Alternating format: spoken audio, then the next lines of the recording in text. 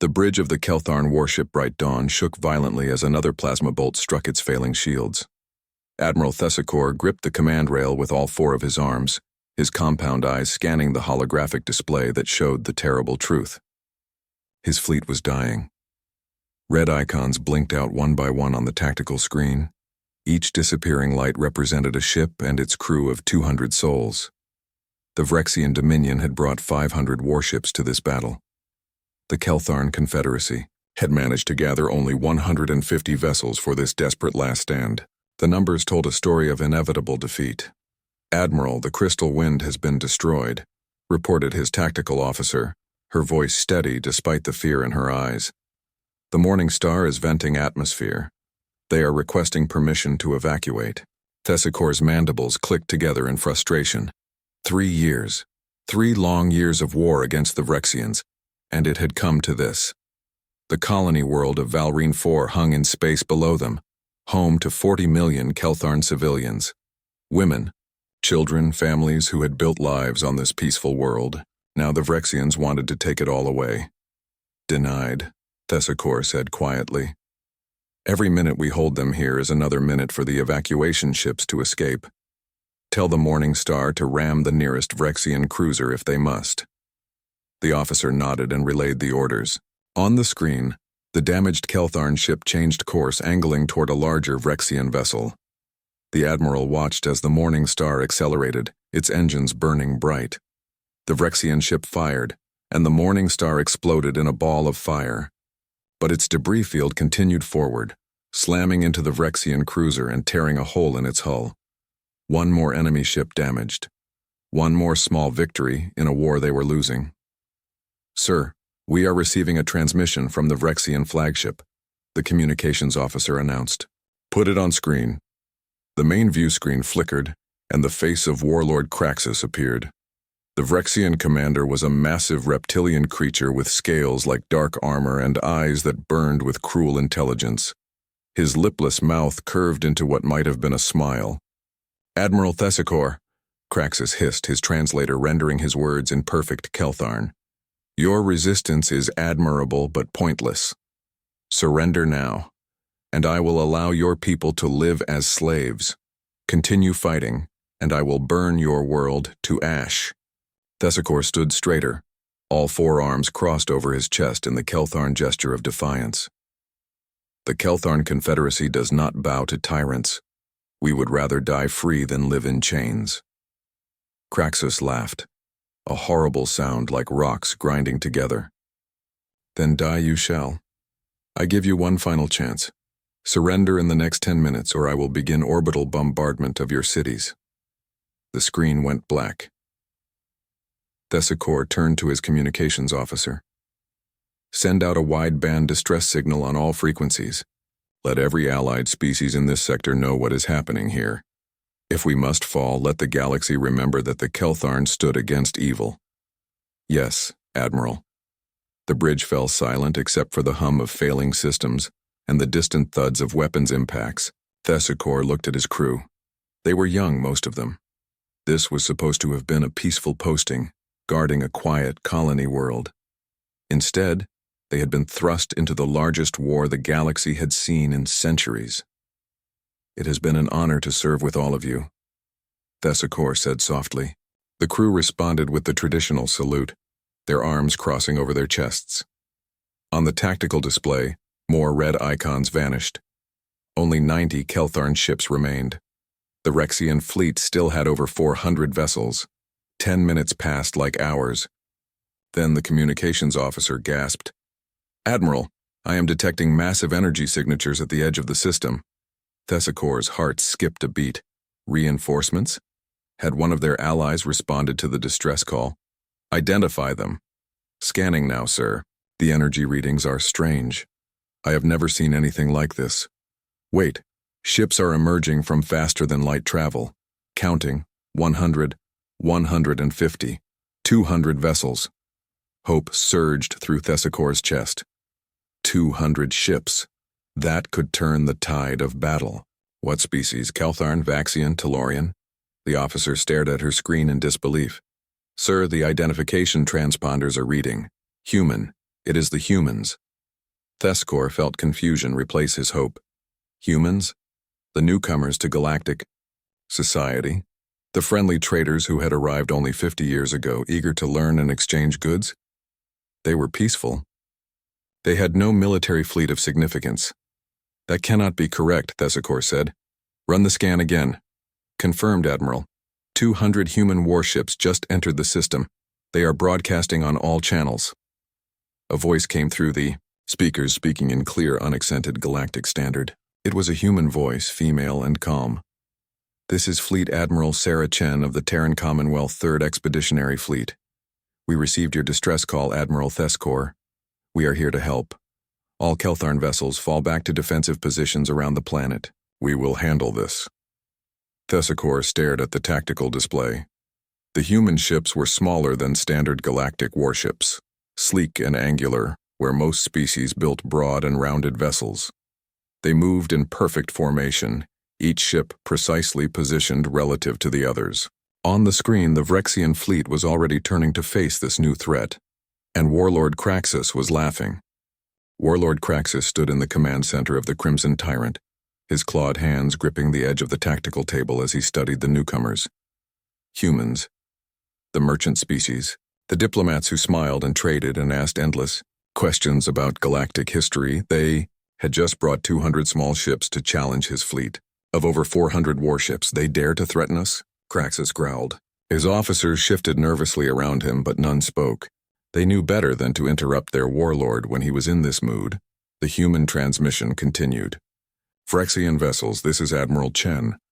You have violated 17 galactic laws regarding warfare, including the targeting of civilian evacuation craft and the threatened genocide of a peaceful species. Power down your weapons immediately and prepare to withdraw from this system. This is your only warning. Kraxus threw back his head and roared with laughter. Around him, his bridge crew joined in, their reptilian voices creating a terrible chorus. Only warning, Kraxus repeated, his sides shaking with mirth. These soft mammals think they can order the Vrexian Dominion. He leaned toward the communications station. Open a channel to these fools. The communications officer worked quickly and a return channel opened. Kraxus smiled his most terrifying smile. I am Warlord Kraxus, Supreme Commander of the 3rd Vrexian Battle Fleet. I have conquered 12 worlds and destroyed the fleets of 9 species. And you little humans dare to threaten me with your toy ships? On the view screen, a human face appeared. Admiral Chen was a small creature by galactic standards with brown skin and dark eyes. Her hair was cut short in a military style, and she wore a dark blue uniform with silver insignia. She looked calm, almost bored. Warlord Kraxus, she said evenly, we have monitored your fleet's activities in this sector for the past 4 months. We have documented your war crimes. You have 30 seconds to begin retreating or we will remove you by force. Kraxus leaned closer to the screen. You in what fleet, human? You have 200 ships. I have more than 400. Your vessels are smaller than a Vrexian scout ship. You will be destroyed in minutes and then I will find your homeworld and teach your species the price of arrogance. Admiral Chen's expression did not change. 20 seconds. Tactical officer. Kraxus barked. Target the human flagship. Show them what happens to those who challenge the Dominion. Yes, Warlord. On the tactical display, 3 Vrexian heavy cruisers swung their weapons toward the lead human ship. Its transponder identified it as the TCNS Indomitable. Kraxus watched as his ships charged their plasma cannons, ready to reduce the human flagship to vapor. Admiral Chen's voice came through the speakers one last time. 10 seconds. I strongly suggest you reconsider. Fire! Kraxus roared. Bright bolts of superheated plasma lanced across space toward the human fleet. Kraxus waited for the satisfying flash of exploding ships. Instead, something impossible happened. The human ships vanished, not destroyed, not damaged. They simply disappeared from sensors, from visual tracking, from every detection system the Vrexians had. 200 warships gone in an instant. What? Kraxus stared at the tactical display in confusion. Where did they go? Find them. His tactical officer was frantically working his console. Sir, I'm not detecting them anywhere. Their energy signatures are gone. It is as if they never existed. Then across the bridge, warning alarms began to scream. Energy spikes detected throughout our formation. Another officer shouted. Ships are appearing inside our fleet perimeter. On the tactical display, 200 red icons suddenly materialized. But they were no longer at the edge of the system. They were scattered throughout the Vrexian fleet, appearing in clusters of 10 to 20 vessels, perfectly positioned in the gaps between Craxus's formations. How did they get there? Craxus demanded. That is impossible. Admiral Chen's voice returned, but now it was cold and hard. You are warned, Warlord. All human vessels, weapons free. Execute Battle Plan Omega. What happened next would be talked about in military academies across the galaxy for generations to come. The human ships opened fire. Craxus watched, in horror, as his tactical display lit up with indicators. But these were not the plasma bolts or energy beams used by every other galactic species. These were solid projectiles accelerated to impossible speeds. Railgun impacts on forward squadrons. His officer screamed, "Kinetic penetration. Shields are not stopping them." On the view screen, Craxus saw a Vrexian destroyer simply tear apart as a tungsten slug moving at relativistic speed, punched through its shields like they were not there, tore through its armor like paper and exited the other side, continuing on to strike a second ship behind it. Then the missiles came. Thousands of them, launched from every human ship. They did not fly straight like normal missiles. They danced and weaved through space, making turns that should have torn them apart with the force of acceleration. Vrexian point defense systems tried to track them, but for every missile destroyed, 2 more slipped through. Forward destroyer group has been destroyed, an officer reported. Wing 3 is taking heavy casualties. The humans are everywhere. Craxus could not believe what he was seeing. In less than 3 minutes, 50 of his ships were gone. 50 vessels destroyed or crippled by a supposedly weak species. All ships concentrate fire, target the nearest human vessels and destroy them. His fleet tried to respond, but the humans were too fast. They appeared, fired, and vanished again using some kind of advanced stealth technology combined with short-range, faster-than-light jumps. Every time Vrexian ships targeted a human vessel, it would disappear and reappear somewhere else, and the killing continued. Admiral Thesicor stood frozen on the bridge of the bright dawn, watching the battle unfold on his tactical display. His officers were equally stunned, their mandibles hanging open in shock. The humans were destroying the Vrexian fleet. Admiral, his tactical officer whispered, I am tracking their movements. The human ships are coordinating their attacks with perfect precision. They operate as if they share a single mind. Thesicor nodded slowly. He had studied the humans when they first arrived in galactic space 50 years ago. They had seemed so friendly, so eager to trade and learn. They had shared their music, their art, their stories, but they had never shared their military technology. Now he understood why.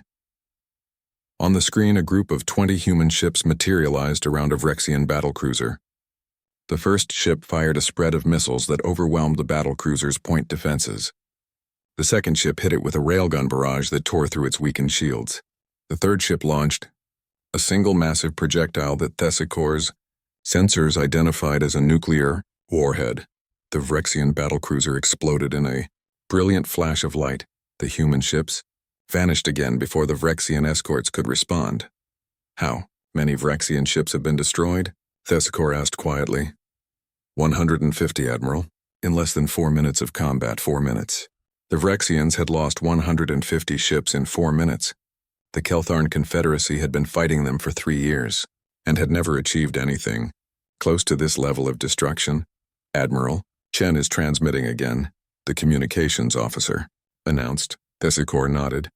Put it through. The human admiral's face appeared on screen. Behind her, Thesicor could see the interior of a human warship. It was clean and efficient, with holographic displays and crew members working at sleek stations. Everything looked advanced, purposeful. Admiral Thesicor, pull your remaining ships back to high orbit around Valrine 4, Chen said. Establish a defensive perimeter around the evacuation ships.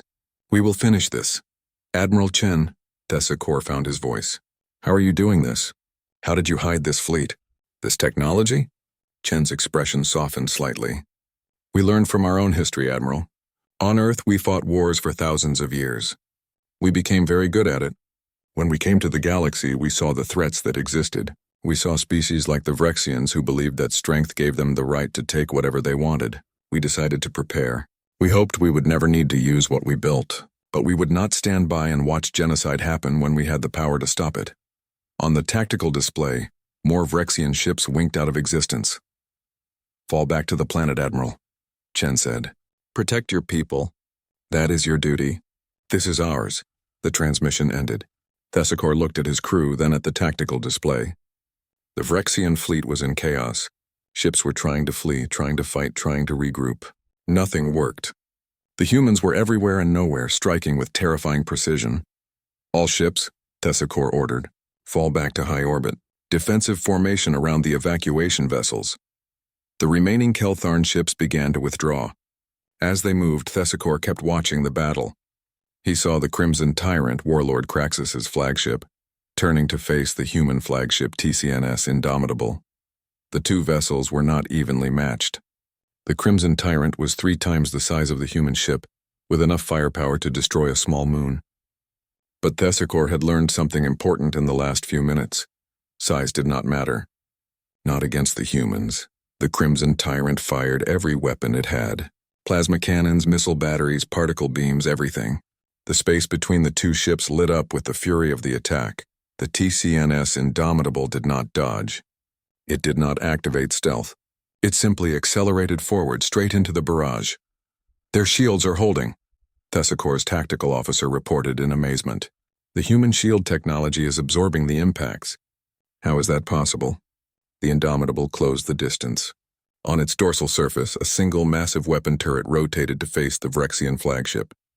Thesicor's sensors identified it as a magnetic accelerator cannon, similar to the railguns the humans had been using, but much, much larger. Admiral Chen's voice came over the open channel. Warlord Craxus, this is your last chance. Surrender now. Craxus's response was to fire another full salvo at the human ship. Target locked, Thesicor heard a human voice say over the channel. Mac ready to fire. Fire, Chen said calmly. The magnetic accelerator cannon fired a single round.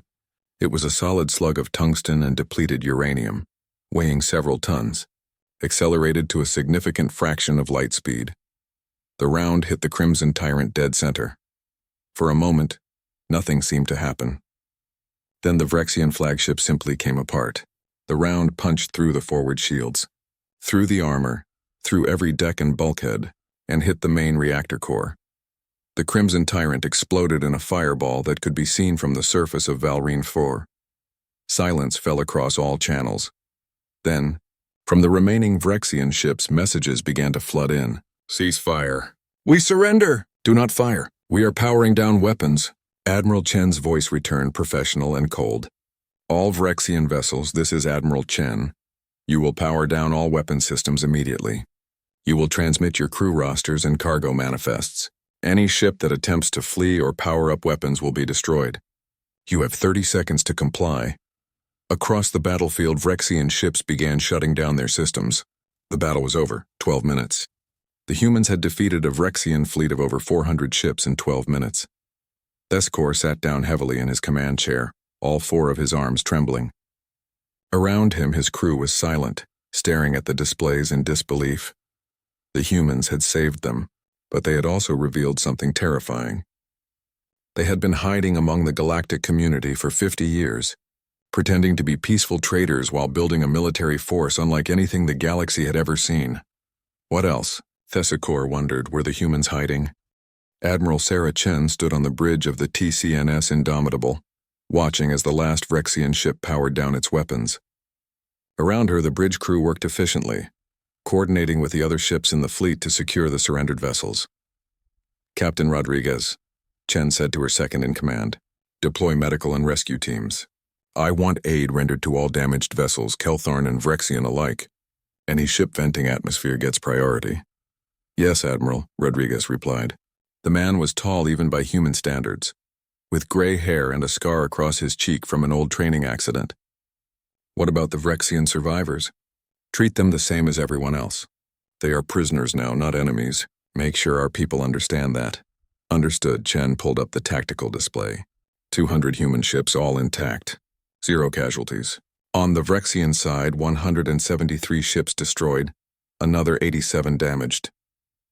The Keltharn had lost 20 more vessels during the battle, but the rest of their fleet had survived. It could have been worse. Much worse. Admiral, I have Admiral Thesicor on the line, the communications officer announced. Put him through. The Keltharn Admiral's face appeared on the screen. His compound eyes were wide and his mandibles clicked nervously. Behind him, his bridge crew was visible, all staring at Chen with a mixture of awe and fear. "Admiral Chen," Thesicor began, then paused. His translator seemed to struggle with finding the right words. "I do not know how to thank you. You saved my fleet. You saved my world. You saved 40 million lives today." Chen felt the weight of those words. 40 million. She had seen the intelligence reports about what the Vrexians did to conquered worlds. The Keltharn civilians would have been enslaved or killed if the Third Fleet had not arrived in time. "You do not need to thank us, Admiral," Chen said. "We did what was right. No species should face extinction simply because another species has more guns." "But how?" Thesicor asked. "How did you build such a fleet in secret? How did we not know about your military capabilities?" Chen had been expecting this question. The truth would have to come out now. There was no hiding it after what they had just done. When humanity first achieved faster-than-light travel and joined the galactic community, we were excited, Chen began. We thought we had left our violent past behind us. We wanted to be explorers, traders, friends to all species. She paused, remembering those early days. But then we started learning about galactic history. We learned about the wars, the genocides, the empires that rose and fell. We learned about species like the Vrexians who believed that might makes right, and we realized that the galaxy was not as peaceful as we had hoped. Thesicor listened intently, his crew equally focused on her words. "So we made a choice," Chen continued. "We would present ourselves as peaceful traders and diplomats. We would make friends and build relationships, but we would also prepare. We would build ships and weapons in secret, hidden in the outer edges of our own solar system. We would train our crews and develop our tactics. We hoped we would never need to use any of it." "But you were watching us," Thesicor said. "You were watching the Vrexians attack us," Chen nodded. "We have monitoring stations throughout this sector. When the Vrexians began their invasion of Keltharn space 3 years ago, we started tracking their movements. We documented their war crimes, and we began positioning our fleets." 3 years, Thesicor repeated. "You were planning this for 3 years?" "We were hoping it would not be necessary," Chen corrected. "We kept waiting for the Galactic Council to intervene, for the other major powers to stop the Vrexians. But no one did. The Council held meetings and passed resolutions, but they sent no fleets. They let the Vrexians do whatever they wanted because no one wanted to risk their own ships in someone else's war." The bitterness in her voice surprised even Chen herself. She had spent months in strategy meetings, watching intelligence reports of Vrexian atrocities, while the politicians debated whether humanity should get involved. "So, when we received your distress call," Chen said, "we made the decision. No more waiting, no more hoping someone else would do the right thing. We would act." Thesicor was quiet for a long moment. "Your technology is far beyond ours. Your weapons, your shields, your ability to appear and disappear. You could conquer the entire galaxy if you wished." "We do not wish to conquer anyone," Chen said firmly. "We have seen where that path leads. We fought those wars on Earth for thousands of years. Empire after empire rose and fell, each one thinking they could rule the world through force. They all eventually destroyed themselves." She looked directly at Thesicor. "We came to the stars to be better than we were, not to repeat the same mistakes on a galactic scale." "Then what do you want?" Thesicor asked. Chen considered the question. What did humanity want? It was a question she had asked herself many times. "We want a galaxy where peaceful species can live without fear," she said finally. "We want a galaxy where tyrants cannot commit genocide unopposed. We want to be the shield that protects those who cannot protect themselves." "Is that so wrong?" "No," Thesicor said quietly. "That is not wrong. That is noble. But the galaxy will fear you now. They will see your power and wonder if you will use it against them." "Let them wonder," Chen said. "Let them know that if they attack innocent people, they will have to answer to humanity. Maybe that fear will prevent the next war." Behind her, Captain Rodriguez approached. "Admiral, the rescue operations are underway. We are also receiving surrender documents from the Vrexian vessels. They are requesting terms." Chen turned back to Thesicor. "Admiral, we need to coordinate relief efforts for your world. My medical teams are ready to assist with any wounded. We also have construction vessels that can help repair your orbital facilities. You would help us rebuild?" Thesicor seemed surprised, of course. This was never about domination. It was about justice. For the first time since the battle began, Thessakor's mandibles curved in what might have been a smile. Then the Keltharn Confederacy would be honored to accept your help, Admiral Chen. And we would be honored to call humanity our friends. Chen smiled back. The honor is ours, Admiral. As the transmission ended, Chen turned to look at the viewscreen. The planet Valrine 4 hung in space below, blue and green and beautiful. 40 million people were alive because of what her fleet had done today. But she also knew that the galaxy had changed forever. Humanity had revealed its hand. There would be consequences. She just hoped they had made the right choice.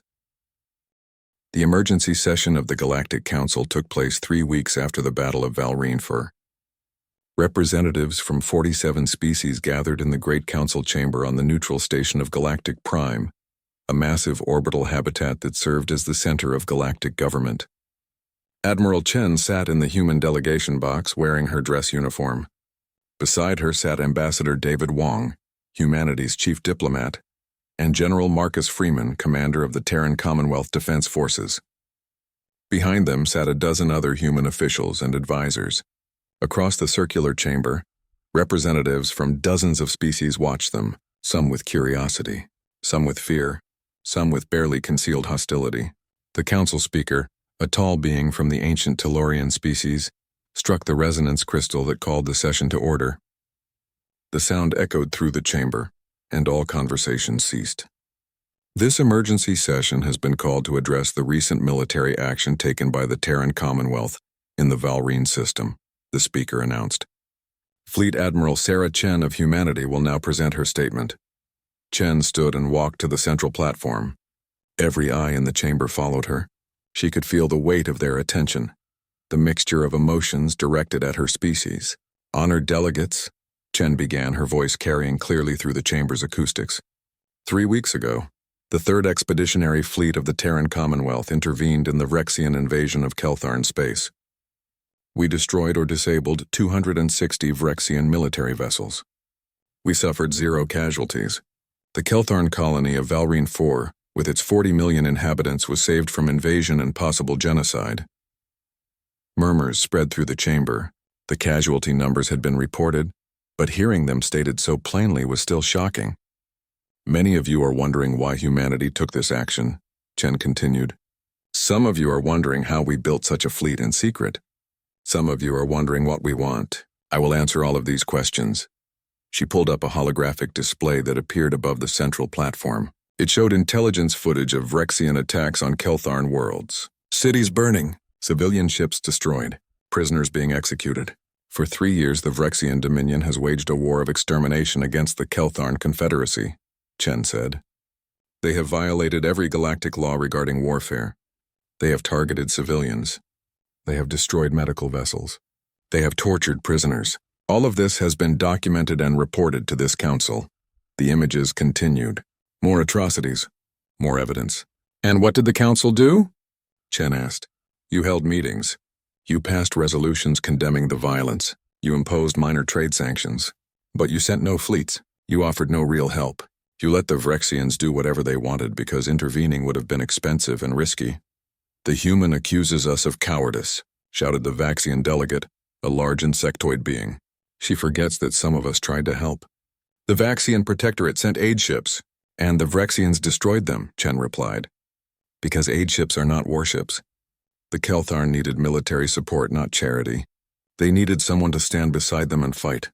Humanity had no right to interfere, the Vrexian delegate hissed. He was a replacement for Warlord Kraxus, who had died when the Crimson Tyrant exploded. The conflict between the Dominion and the Confederacy was none of your concern. Chen turned to face the Vrexian delegate. Genocide is everyone's concern, or at least it should be. The chamber erupted in arguments. Some delegates supported Chen's position. Others accused humanity of overstepping.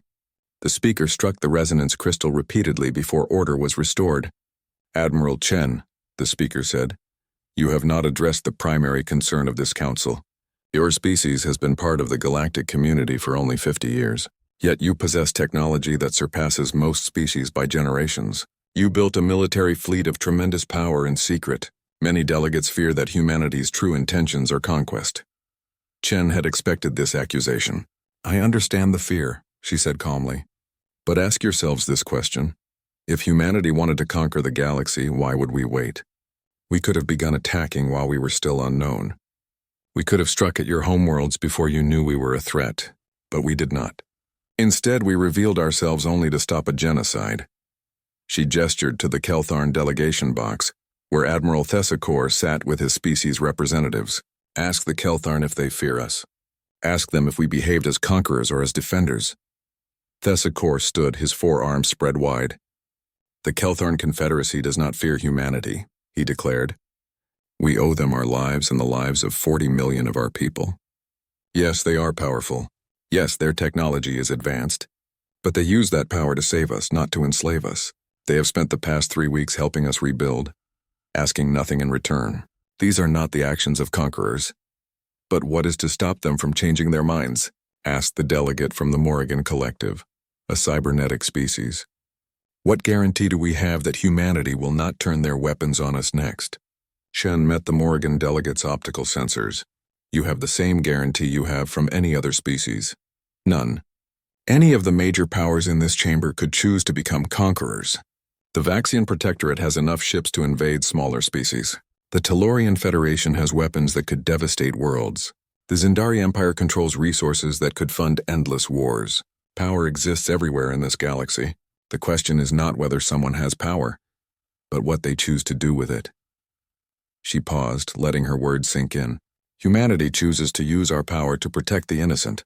We choose to stand against tyrants and bullies. We choose to be the shield that guards those who cannot guard themselves. If that makes us dangerous, then so be it.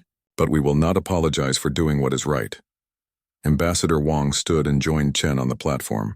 The Terran Commonwealth proposes a formal alliance, he announced.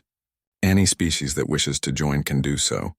We will share defensive technology, coordinate military responses to aggression, and work together to maintain peace. We will not force anyone to join, but those who do will know that if they are attacked, they will not stand alone. The chamber exploded in discussion. Delegates huddled with their advisors. Some species immediately began messaging their home governments. The implications of such an alliance were enormous. The Keltharn delegation was the first to respond. The Keltharn Confederacy requests immediate admission to this alliance, Thessakor announced. The Lorvian Republic also wishes to join, said another delegate. The Sisterhood of Velis requests more information but is very interested, added a third.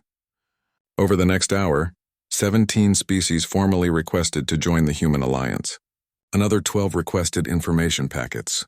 The balance of power in the galaxy was shifting. Not everyone was pleased. The Phyrexian delegate stormed out of the chamber. Several other aggressive species followed. Chen watched them go, knowing that they now saw humanity as an enemy. That was a problem for another day. After the session ended, Chen stood on an observation deck looking out at the stars. Captain Rodriguez joined her, carrying 2 cups of coffee. How do you think that went? Rodriguez asked, handing her a cup. Chen took a sip. Real coffee, grown on Earth, it tasted like home, as well as could be expected. We made friends and enemies today. Do you think we did the right thing, revealing ourselves like this? Chen thought about the question. She thought about the Keltharn families who were still alive because of their intervention. She thought about the message they had sent to every would-be tyrant in the galaxy. We did what we had to do, she said finally. We could not sit back and watch genocide happen when we had the power to stop it. That would have made us complicit. But now the galaxy knows about us, about our capabilities. Things will be different. Yes, Chen agreed. Things will be different. But maybe that is not a bad thing.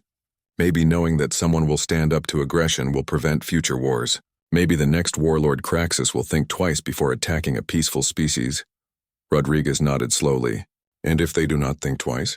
Chen's expression hardened. Then we will be there to stop them. That is what we do now. We are the guardians. We are the shield. She looked back at the stars, at the vast expanse of space that humanity now helped protect. We came to the stars hoping to find peace, Chen said quietly. We did not find it, but perhaps we can create it. One battle at a time, one saved world at a time. Rodriguez raised his coffee cup. To the Guardians, then. Chen clinked her cup against his. To the Guardians. Below them, the lights of Galactic Prime glittered like artificial stars. Somewhere in that station, 17 species were drafting alliance treaties. Somewhere else, The Vrexian delegation was sending angry messages back to their homeworld. The galaxy had changed. Humanity had made sure of that. And in a quiet star system where 40 million Keltharn civilians went about their daily lives, never knowing how close they had come to extinction, parents told their children stories about the day the human fleet arrived, stories that would be told for generations to come, stories about the day humanity stood up and said no more. The end,